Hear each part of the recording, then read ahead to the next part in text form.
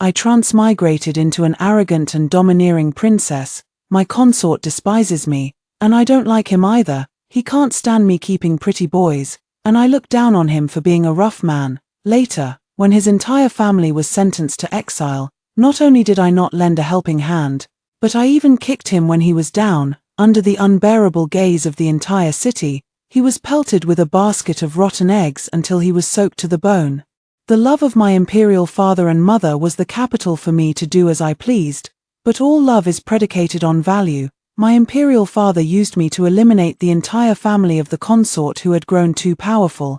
My mother drugged me and sent me to the Turks as a plaything in exchange for soldiers. In the end, I became a pawn, thrown from the city walls by my own brother, and my husband chose to stand by and watch. My life was a mess. Not a single person ever truly loved me. When I entered the novel, there was only 1 hour left before my husband's family was to be raided. A group of fair-faced young eunuchs chattered around me, but all I could think about was my tragic fate. In the book, I was arranged to marry Li Changze, the youngest son of the Duke of England. After marriage, he despised me for keeping a young lover, and I looked down on him for being a rough man. We were young and could have lived our lives without ever crossing paths again. Yet he had to bully my delicate and helpless pretty boy. When the Duke of Ying's household was exiled, to avenge my pretty boy, I publicly humiliated the imperial son-in-law. That day, I stood proudly on the road the prisoner's cart was bound to pass, holding a basket of rotten eggs, ready to give him a proper send-off. The Duke of England's household, known for their unwavering loyalty, have now become prisoners, yet their standing in the hearts of the people remains unshaken. Not a single passerby laid a hand on them, only I made a point of chasing after Li Changze to hit him. When the first rotten egg was thrown, he merely glanced at me sideways, then closed his eyes, his hands gripping the iron chains on his wrists tightly. The egg liquid was murky and black, with suspicious flocculent matter floating in the viscous fluid, dripping down his hair. Each drop left a slimy trail, as if a slug had crawled over it. He showed no intention of arguing with me. Yet I felt a sudden urge to provoke him. 2, 3, half a basket gone. He actually managed to hold back. I was furious. Did he have any idea how hard it was for me to collect so many rotten eggs? His disregard completely provoked me. I circled around to face him directly, and with all my might, smashed a rotten egg right into his face. Li Changze, aren't you so tough? Show me how tough you are now, Your Highness. That'll teach you to bully my little turtle slave again. That's for tattling to the emperor and getting me scolded, and that's for looking down on me. Now you're not even as good as a eunuch. Aren't you fond of looking down on people with your nose in the air? Open your dog eyes and see. Now it's this princess looking down on you with her nose. With each word I spoke, I smashed one, using all my strength, making the muscles on his face tremble uncontrollably. Yellow-green liquid splattered everywhere, like disgusting poisonous mushrooms blooming. It brilliantly illuminated the darkness within my heart. I thoroughly enjoyed smashing it. Throughout the entire process, Li Changze did not utter a single word. Only Mother Li pleaded with a pained heart. She was scolded by Father Li, who was full of pride. Mother Li could only grit her teeth and sob. Soon, Li Changze's thin, tattered clothes were soaked through with the stench of rotten egg liquid. The north wind howled, the late winter chill still biting. As the last snowflakes drifted down from the sky, that foul, sock-smelling slime solidified on Li Changze's body. The thorough saturation, from inside out, was bound to leave a lasting impression on him for life. I had regained my freedom. After returning to the princess's residence, I replaced all the little eunuchs with real men, keeping a total of 18 consorts. Life couldn't be more delightful, but little did I expect that I would see Li Changze again one day. This time, the tables have turned. I became a piece of trash tossed back and forth. Li Changze became a rebel who forced the emperor into a corner, just one step away from reaching the pinnacle. The emperor hated Li Changze for his rebellion and attempted to ally with the Turks. To show his sincerity, he set his sights on me. Or perhaps, he transferred his hatred for Li Changze to me, who was once a woman of the Li family. Of course, I refused. It was the Empress Dowager who drugged me and sent me onto the bridal sedan for the political marriage, to be married far away to the Turkic Khan, who was even older than my father. The old Khan did not grant me the dignity befitting a princess. instead handing me over to all his followers. A noble princess suffered endless humiliation in a foreign land. The delicate and soft little princess was seen as a novelty in the eyes of the Turks, amid the heavy snowfall. She was passed around like a trophy among the fierce Turkic bandits. I don't know how many times I gave birth. I only know that none of those children survived. Neither the physical nor the psychological torment extinguished my will to live, because I hated my mother's ruthlessness, hated Li Chang's rebellion, which made me suffer everything. I agonizingly await the day I can personally avenge my enemy. After what felt like an eternity, my royal brother finally came to fetch me. When driven to desperation, people are prone to delusions, like me, thinking my royal brother had finally had a change of heart and come to rescue me from misery. Little did I know, saving me was just a ploy to use me as a hostage. My royal brother acted like a fool, threatening Li Changze to withdraw his troops by holding my life at stake. But Li Changze harbored a deep hatred for the Murong royal family, and to make matters worse, I had once publicly humiliated him, just like back then. When he was trapped in a cage and I stood outside, teasing him, he seemed to be enjoying the show, waiting for the emperor to lose his temper. A light, indifferent as you wish sealed my fate. He watched helplessly as the furious emperor threw me off the city wall. Thousands of troops trampled over me. The great battle ended. My body was a bloody mess. Sorting everything out, I found myself in a desperate situation surrounded by enemies on all sides. I have no special abilities. Nor do I understand power schemes, just an ordinary rookie, forced to transmigrate into a character. For a moment, I couldn't find a single person to rely on or trust. To Li Changze, I brought this upon myself, but to my father and mother, I am pitiful and wretched, born noble, died in disgrace. I am but a puppet, controlled all my life, used by my father, abandoned by my mother, and killed by my brother. In peaceful times, I was the icing on the cake. In times of crisis, I became the shield before them. You gave me favor and honor, yet also indifference and cruelty. You mold me into a distorted personality with your own hands. In my childhood, the Empress Mother focused all her attention on my elder brother. To seek attention, I tried every means to stand out. After repeated failures, I completely let myself go, becoming arrogant and unruly. I began collecting male concubines at the age of 12. Calling them turtle servants, everyone indulged me. The emperor held a selection of consorts every 3 years. Yet I, the princess, held my selection every year. New eunuchs come and go in batches. My interest in them fades faster than my bad reputation spreads. I've grown to care less and less about men, including Li Changze. I can't stand the way he looks down his nose at everyone, acting so high and mighty as if he were more noble than me, a princess. I dream of breaking his spine and forcing him to crawl at my feet. In the end, I was the one who fell at his feet first. He hated me for humiliating him in public, but not as much as my father and brother did. In the 15th year of Jing Yuan, the Duke of England returned to the capital in triumph.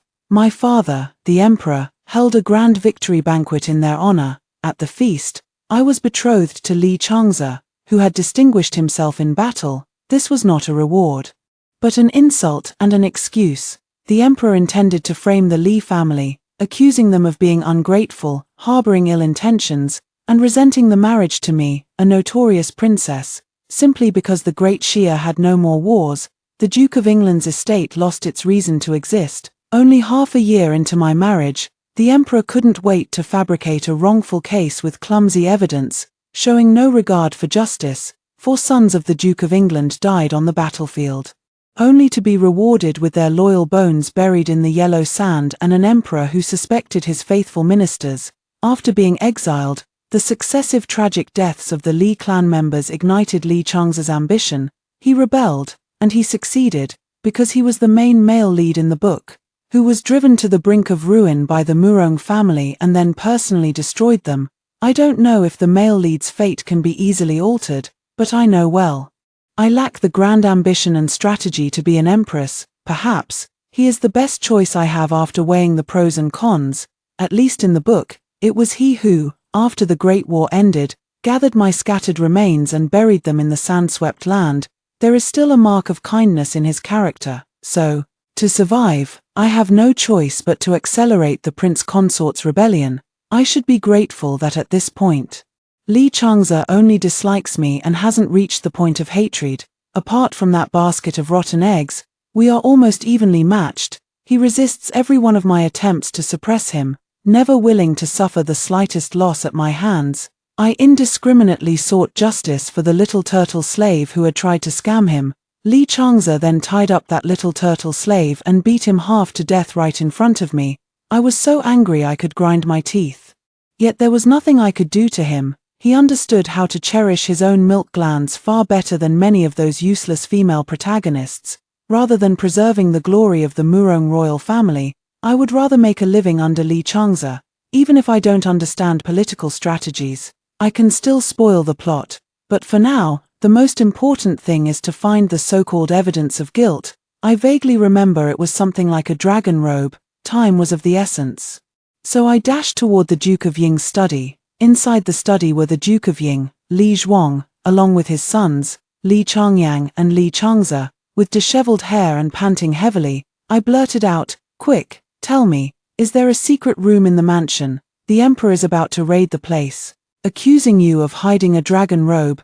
They stared at me in shock as if I were a madman. I didn't have time to explain and directly grabbed Li Changze by the collar. "There's less than half an hour left before the confiscation edict arrives. If you don't believe me, send someone to check at the palace gates." My actions were indeed rash and presumptuous, but there was no time left. The Duke of England asked suspiciously, "How does your highness know this?" I forced myself to calm down. "Never mind how I know. Just go and search. The study, secret rooms, hidden compartments, don't overlook a single one. Is the princess toying with us again?"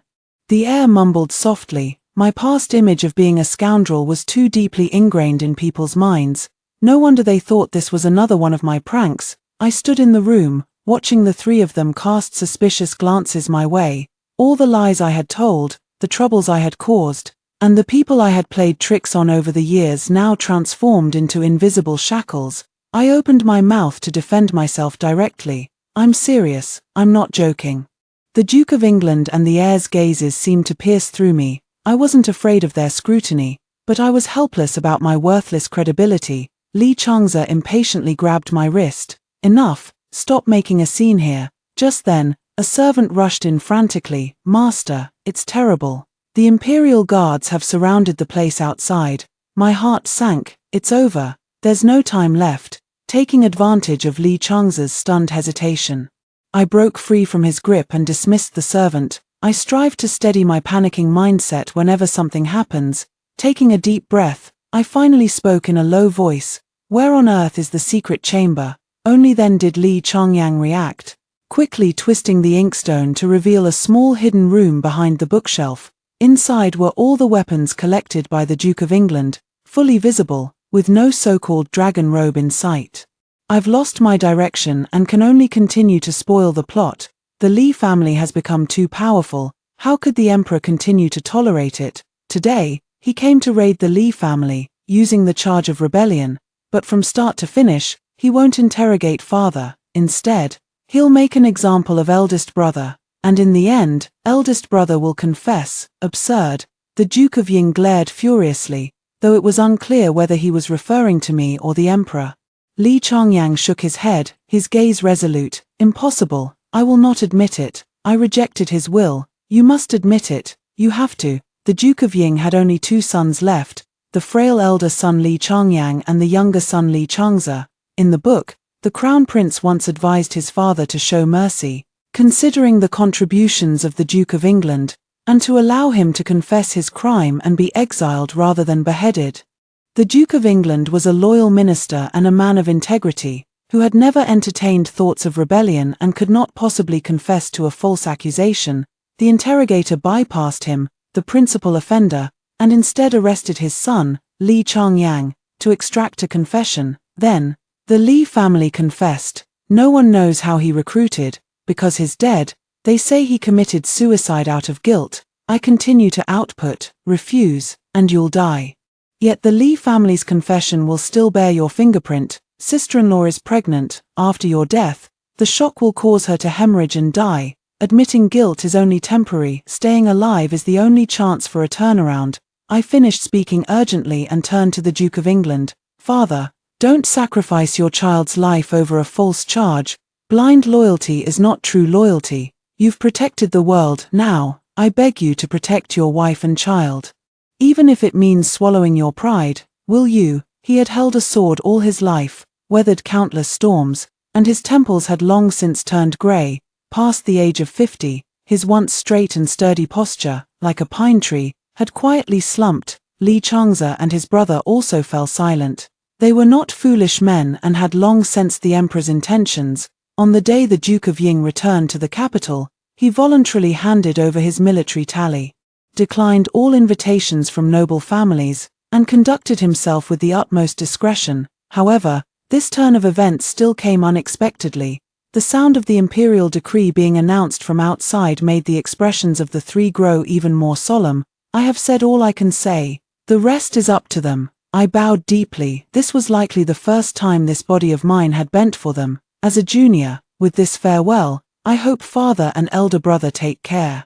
And I pray for the day we meet again, the imperial son-in-law stays. Please tell the eunuch that the imperial son-in-law and the princess are arguing in the study. I've turned this place upside down. The dragon robe is hidden in the study in the book, so the emperor's men will definitely focus their attention there. I cannot be suspected yet. After everyone had left, Li Changze's gaze fixed intently on me. How did you know? I shook my head wearily. A secret.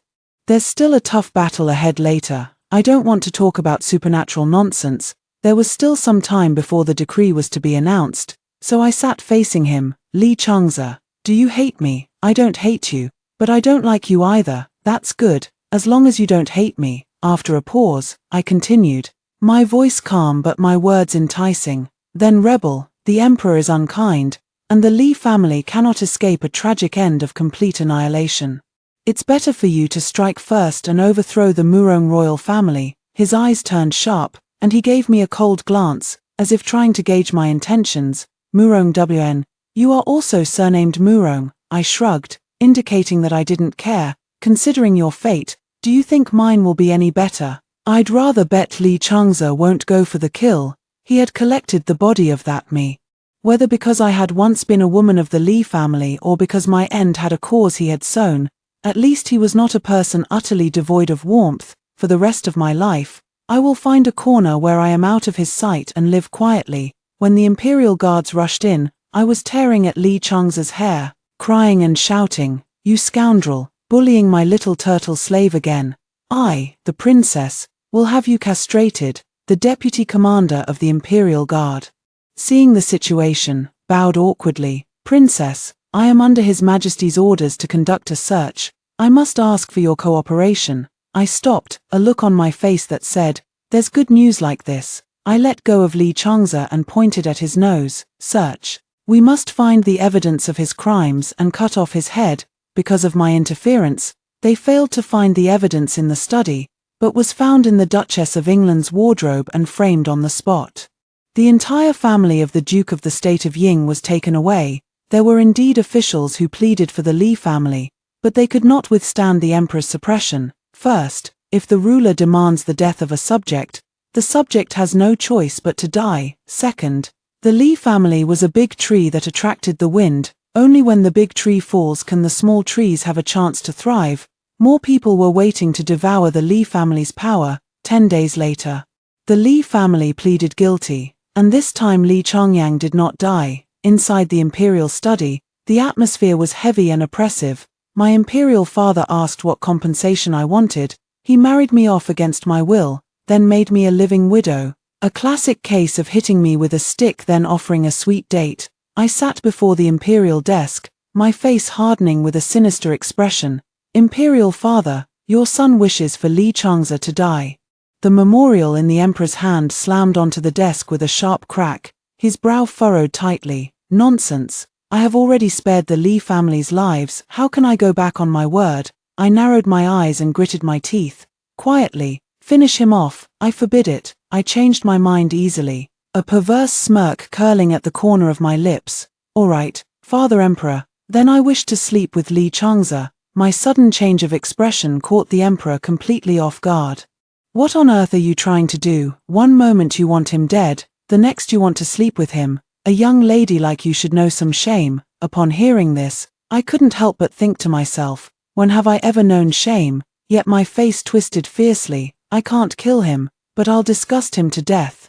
He beat my little turtle slave and looked down on me for keeping one, never letting me get close. I'm determined to oppose him, my father said with a headache. Li Changze is locked up in prison. How do you plan to get your revenge? To achieve my goal, I would stop at nothing. Then I'll go to the prison. If this gets out, it will damage the royal family's dignity. My father, the emperor, looked disapproving. For a princess to go to a prison to favor a prisoner was simply scandalous. I assured him, if your majesty doesn't speak of it, and I don't speak of it, no one will ever know. My imperial father seemed helpless, waving his hand. Go, go. Don't make it too ugly. The Li family had made my imperial father suffer for so many years, so how could he let this opportunity slip by? For the sake of appearances, he forbade the use of torture on the Li family, but deep down, darkness lurked. I also want to see this notorious daughter of mine crush the unyielding spirit of the Li family. The real masterstroke lies in the hidden schemes behind the word sleep. In the book, the emperor did not remain triumphant for long. After reclaiming the military power from the Duke of Ying, he was smug and self-satisfied, indulging in elixirs, but his joy turned to sorrow as he suddenly passed away. Later, my own brother, the crown prince, ascended to the throne, and my mother became the empress dowager. These closest kin, these most poisonous people, pushed me step by step into the abyss. In this life, their downfall will surely come much sooner. In the dark, damp prison, a foul and murky air lingered. In the innermost cell, the door slowly opened. By the flickering candlelight, Li Changze sat upright on the simple bed, dressed in plain clothes with his hair loosely draped over his shoulders. His iron will was evident in his every feature, his brows and eyes exuding an unyielding spirit. Even in the depths of prison, his resolute demeanor remained undiminished. A single glance confirmed it. He was the man I longed to possess. But alas, the timing was wrong. The circumstances unfavorable.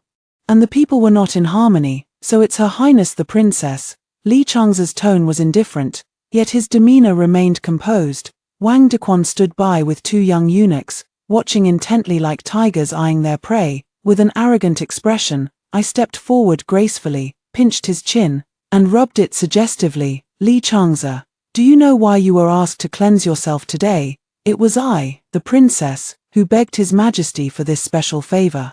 To come here specifically. My voice paused slightly as I leaned in, my eyelashes fluttering gently. After confirming that Li Changze had received my signal, I immediately switched to a provocative tone, gazing into his dark eyes, and parted my crimson lips to utter two words, play with you. Li Changze suddenly rose, roaring, you dare. The tall figure abruptly stood, nearly making me lose my balance. I cautiously directed the young eunuch. Tie his hands to the railing and gag him with a strip of cloth. Li Changze, who hadn't eaten for days, was quickly subdued, forced into a humiliating spread-eagle position. Don't touch me, get lost, go play with your eunuchs. Li Changze's mouth was gagged, heavy panting and bulging veins all signaled his fury. I told him, unhurriedly, I can turn you into the eunuch you despise most. I picked up a dagger and lightly tapped his crotch. At that moment, he was like a hen on a chopping block.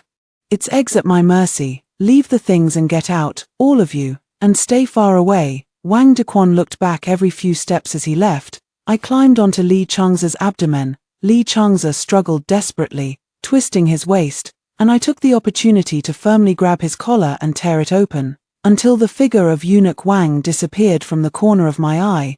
I finally let out a sigh of relief and relaxed. In a moment of carelessness, the slender waist beneath me twisted too fiercely. Nearly throwing me off, I patted him. Stop wriggling, you're like a maggot. He gritted his teeth. You get off, all right, stop pretending. They're all gone now. Li Changze instantly deflated. I pulled a meat bun from my robe and held it up to his lips. Li Changze reflexively opened his mouth and took a bite. To keep the Li family docile on their journey, they had barely been fed these past few days, draining their energy. I sat obediently on him, pulled out a second bun, and put it in his hand. "I've come to bring you something. You'll be setting off tomorrow, and the Emperor still wants to keep up appearances, so he's allowing you to travel south in a prisoner's cart." Seeing him finish his bun, I pulled out a handful of beef slices from in front of my abdomen and put them in his hand. Jerky is low in oil and high in energy, making it an essential snack for prison visits. What I said may not be entirely accurate. Lee Changza watched as I magically produced cloth shoes, silver notes, undergarments, and candy from under my skirt, a pair of worn-out cloth shoes, deliberately scuffed and covered in dust to avoid drawing attention. I placed 10 silver notes in each sole, 300 taels, 250 taels, 210 taels, and 3 one-tael notes, under the insole. I stitched a few times to secure them. You'll have to pull hard to break the thread and remove the insole. I don't know how to create complicated mechanisms, so I had to use the simplest method. You don't need to take off your pants to wear the undergarment, just pass it through between your legs and tie the strings on both sides to secure it around your waist. The pure and innocent Lee Changza couldn't calmly accept discussing such intimate garments so casually, got a face full of black lines. "Where did you learn that from?" I automatically ignored his embarrassment and smiled proudly. Of course, it was thought up by my not-so-bright brain. Inside, there are also some silver notes sewn in, a few small pieces of silver, and some cold medicine pills. I also prepared candy, small in size but high in energy. I even thought of places for him to hide it. "You hide this bag of candies in your crotch. It's not that big there anyway, so it can be concealed. When you go to the restroom and no one is paying attention, you can take one out and eat it." After saying that, I slowly looked up and saw his lips pressed tightly together. It seemed as if he was trying hard to restrain something, his cheeks slightly puffed out from the effort. "What the hell?" Lee Changza said angrily. "You're the one who's not that old." I rolled my eyes. "We're about to lose our lives, and you're still worried about that." I stuck 20 little gold beads on the crown of his head. I didn't even skip his armpit hair, where I scattered a few more. I used rosin glue, waterproof and preservative. I was quite pleased with my masterpiece. Having made the most of the limited space on his body, I have faced pursuit in countless dreams, pondering small schemes. Finally, I got to put the murmurs into practice. The only regret, I cannot go to see my father and mother. "This is all I can give you, it's already more than enough," Lee Changza said in a hoarse voice. The silence was far too unusual. I feared that Eunuch Wang might become suspicious and could come in to check at any moment. I lowered my voice and urged Lee Changza. "It's too quiet, make some noise, slap me a couple of times, or I won't be able to make a sound." The corner of my mouth twitched. The male lead in the book wasn't the type to eagerly invite a beating. I hit him, and he cried out, not a sound of pain at all. "I should go, let me tie you up again." Lee Changza didn't hesitate, obediently stretching out his hands like a puppy with a nostalgic filter, looking somewhat alluring. I take a deep breath, clearing my mind. The rope winds around his wrists. Coil after coil, I tie it tightly, then gag him again. I cover his eyes with a handkerchief. Then, I climbed onto his waist again. "Bet you didn't expect that." I lay sprawled on top of him, my tone teasing. Eunuch Wang has quite the sharp nose. He stiffened abruptly, his breathing growing even more rapid. I wriggled and squirmed, waiting for him to fully ignite. He, his right hand freed, he tore off the blindfold, gripped my wrist tightly, and pulled me towards him. The corners of his peach blossom eyes were slightly red, glistening with an alluring sheen, and even his voice was tinged with tenderness. "Or do you want to?" I was bewitched by him, but the moment he pressed against me, I retreated to the edge of the bed and snatched my wrist back. Burning with embarrassment, I hurriedly buried myself in the corner of the room. "Do it yourself, I don't want to." Behind me, Lee Changza let out a scornful laugh and began to rustle with movement. The process was something only those who understood would understand. I couldn't describe it, so I desperately covered my ears. Lee Changza's gaze was blazing, as if he wanted to burn me to ashes. I wanted to cover his eyes again, only to find that my handkerchief was no longer usable. "Thank you. This time, I'm really leaving." I tied him up, scattered toys all over the floor, and splashed alcohol. Together with Lee Changza's body, I made everything a mess. After doing all this, I finally looked at his face. It was too clean. I politely and calmly asked for his opinion. "Your neck is too clean. Can I take a few bites?" "Have it your way." Li Chang's Adam's apple bobbed slightly. Showing not the slightest hint of resistance, I closed my eyes and suddenly leaned in close. A glaring red wrapped around faint tooth marks. I guessed it must have been painful. It looked especially stark against the pale skin of his chest. Only the skin exposed to the outside was dark. I raised my hand and tousled my own chignon, letting my hair fall loose, muttering to myself, "This should be enough, right?" Li Chang's voice was filled with certainty. "Not enough, Murong Wn, you're not like this. There's no blood yet, what should we do? I haven't harmed anyone." I picked up the wine pot and took a big gulp.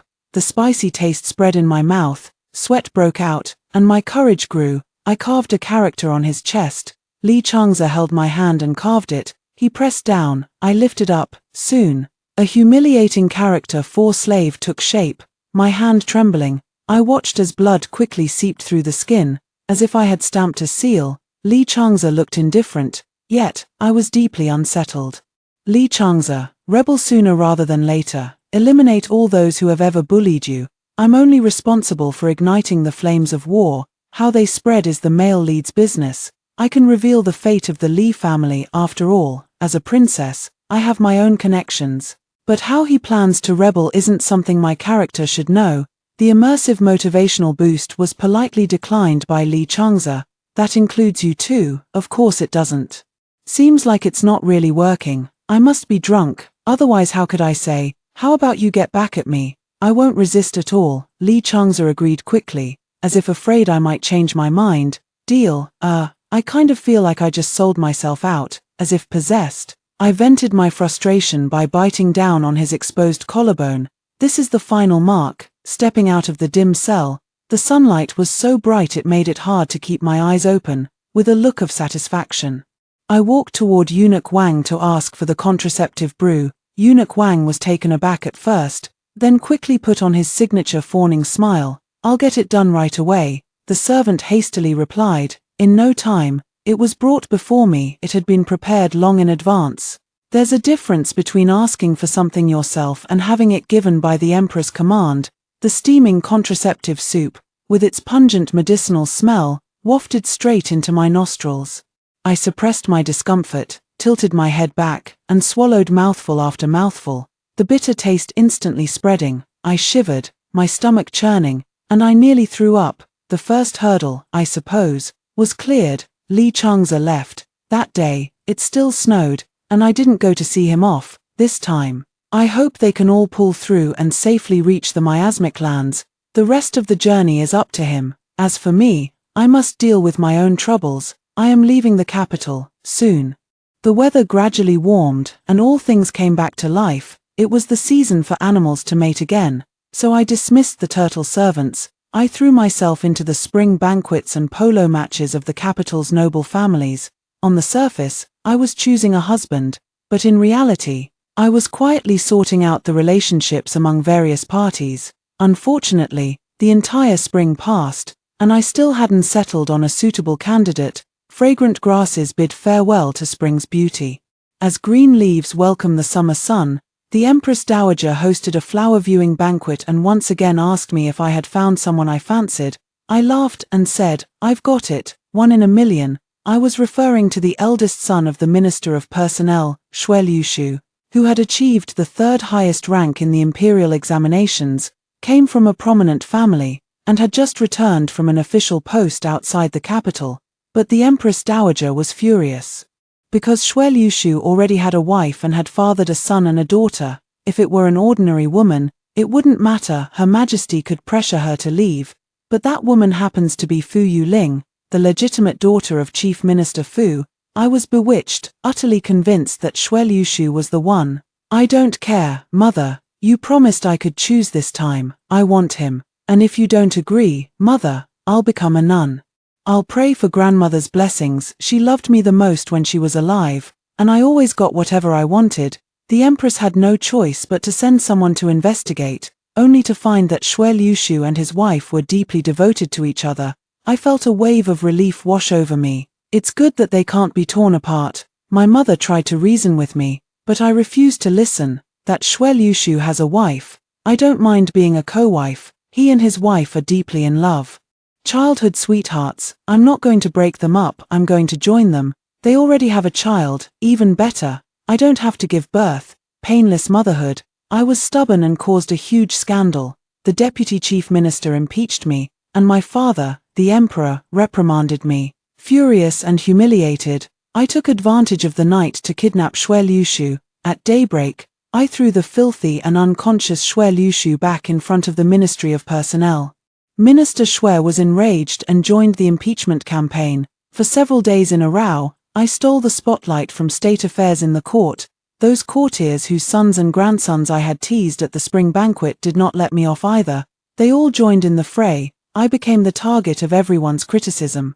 I was overjoyed. My father, the emperor, finally gave in to the pressure and issued an edict to confine me to my quarters and give me 20 strokes with a heavy rod. I yelled that I wanted to kill Xue's wife, and the empress slapped me across the face. The glass beads on my head made a crisp and rapid clattering sound. The eunuchs and palace maids, terrified, fell silent and knelt in unison. I clutched my burning cheek, my eyes wide with disbelief. In an instant, my lips trembled and I began to wail, "Mother, you hit me. Father wants to hit me, and now even you hit me. I never want to see you again. I'm going to go guard grandmother's memorial tablet." The Queen Mother's originally gentle face was contorted with anger, her whole body trembling slightly as she pointed toward the door and shouted sharply, "Go, go quickly." All right. I was overjoyed inside. She had finally agreed. I had often used this to threaten her. And the repeated psychological intimidation had finally paid off. "Let's go then," I shouted as I left the capital, racing along the way, fearing any unexpected obstacles. Without stopping, I rushed toward the nunnery beside the Guardian Temple. Unaware onlookers might think I was rushing to be reborn. In truth, I was in a hurry to shave my head and become a nun. As the cold razor glided across my scalp, strands of hair drifted down, and my heart, which had been suspended, finally settled. All the past glory, wealth, and status would be severed along with these strands of hair. This is the retreat I chose for myself. A shaved head is better than a beheaded one. The next day, my royal brother stormed into the nunnery with several guards, exuding an intimidating presence. The heavy, intricately carved door slowly creaked open with a dull groan, as if breaking the seal of some long-held taboo. In an instant, the once murmuring prayer hall fell completely silent. As if an invisible hand had seized it by the throat, my heart began to race uncontrollably. I am actually afraid of this imperial brother. After years of being steeped in power, he is no longer the brother who once doted on his sister. The incident at the Duke of England's residence was entirely orchestrated by him. He did not want to leave the stubborn problem to be dealt with after he ascended the throne, so he used our father's hand to eliminate the ministers who were of no use to him. Over the past 6 months, I've done my best to minimize contact with him. I never expected that he would be the one to come for me, and he even went so far as to forcibly escort me back to the palace. I secretly clenched my palm, already damp with sweat, and forcefully suppressed the fear in my heart. I approached him with a calm demeanor. "Only I can protect myself." My royal brothers thought I was just throwing a childish tantrum, but they didn't expect me to be dead serious. My face instantly darkened. Who dares to be so blind as to shave the princess's head? The pressure from a superior was too much for the young nun to bear, and she began to tremble uncontrollably. The abbess stepped forward. "Benefactor, it is," I interrupted her, "Amitabha, it was I who cut my own hair. I cannot let innocent monastics be implicated because of me." My royal brother scolded me for being willful and reckless, disregarding the dignity of the imperial family. I argued with reason and evidence. "Benefactor, Her Majesty the Empress personally granted me permission to become a nun, to chant sutras and pray for the late Empress Dowager. All the people in the Empress's palace can testify for me."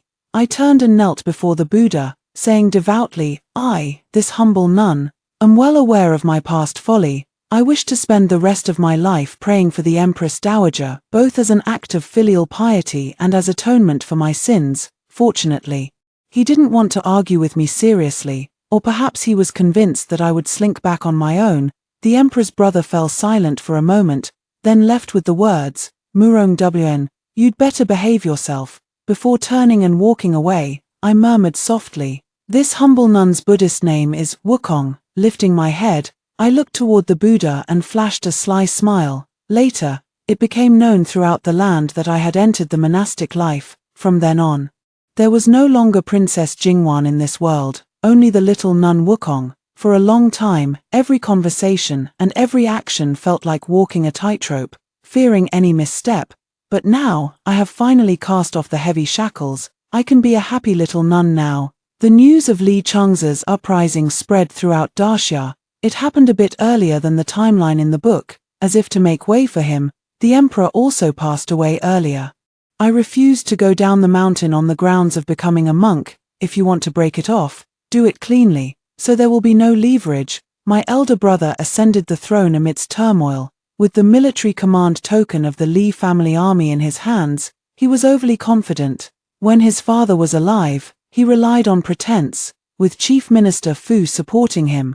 Without the suppression from those above, he became excessively extravagant. Chief Minister Fu held overwhelming power in the court, leading to rampant corruption, the decline of military generals, and the failure of reinforcements to arrive. The court had no capable officials to employ, suffering defeat after defeat. Later, Chief Minister Fu proposed an alliance with the Turks to attack Li Chang's from both east and west. He still held a grudge against me for undermining his daughter's position and set his sights on me. The emperor forcibly brought me back to the palace. Having suffered little hardship in the nunnery, I had grown plump and well-nourished. Speaking of which, just by changing into a glamorous outfit and tidying up a bit, the princess's grace from the past could be instantly restored. But unfortunately, my head has become a tricky problem. Without a head full of black hair, how can I adorn it with elegance? Standing there and adding a chant of Amitabha Buddha would surely be the way to infuriate everyone. It seems more like making enemies than forming a marriage alliance. I, bald and clad in monastic robes, grinned foolishly and bowed. Patron, I hope you've been well. My imperial brother was fuming with anger, yet he could do nothing about it, so I happily returned to my nunnery. For this day, I am the most diligent little nun in the temple when it comes to shaving heads, shaved so clean, not a single stubble remains, gleaming and shiny. I pray every other day for Li Chang's to achieve a great victory soon and for the country to get back on track. It must be this sincerity that moved the Buddha. Li Chang's army advanced with unstoppable force, singing triumphant songs all the way, while the imperial court suffered defeat after defeat. I hold the plot in my hands and step into the game. The storyline is bound to bear my mark, because this time, the emperor's brother failed to establish contact with the Turks. It was Xue Liushu who intervened. By then, he had already become the deputy minister of the Dali Temple. On the surface, he was the son-in-law of Chief Minister Fu, but in secret, he supported Li Chang's. He was the one who sent people to intercept the wedding procession. In the book, he remained true to his principles. Despite knowing that the Murong royal family was beyond saving, he still struggled to uphold the legitimate line of succession. Even though he regarded Li Chang's as his closest friend, he did not offer his support. It was only later that he completely gave up hope. I secretly cleared many obstacles for Li Chang's. On the night I abducted him, I held his hand and talked with him throughout the night. We discussed the general situation of the world, the sufferings of the common people, and the rise and fall of dynasties. I exhausted all the historical knowledge I had stored in my mind since middle school. I, a princess, have no hope for the Murong royal family. His steadfast loyalty as a subject might be wrong. He was brought into Li Zi's camp early on. Outside, the flames of war rage, with bloodshed and turmoil. The clamor of war cannot disturb my peaceful years. I do not care about the life or death of my royal brother and the Queen Mother, but I do not wish to witness their demise with my own eyes. The nunnery where I reside is like a pure land, isolated from the world. Perhaps it is due to the royal name it bears, or maybe there truly are deities silently watching over it. No one came to disturb me. One day, I meditated with my back to the sun. The warm light induced my drowsiness. I actually slumped into a large hand, half a face nestled in that hand, as if it were the most perfect support. When one's mind is not clear, they are not clear-headed. I heard it in a daze. Princess, with such insincerity, are you not afraid of the Buddha's wrath? The voice carried a hint of laughter, yet seemed tinged with indulgence. It instantly pierced through my muddled consciousness. It felt somewhat familiar. My heartbeat began to quicken, an inexplicable tension and anticipation welling up inside me. Opening my eyes, I was met with a tall shadow. It completely enveloped my figure. At 20 years old, Lee Changze could easily be pushed over by me. Now at 24, Lee Changze's shadow alone could swallow me whole. Light filters through the window lattice of the nunnery, dappling the floor. In the tranquil atmosphere, his voice drifts over leisurely. The princess still drools in her sleep. The words carry a hint of teasing, and a familiarity that spans 1,000 days. I snapped back to reality, feeling completely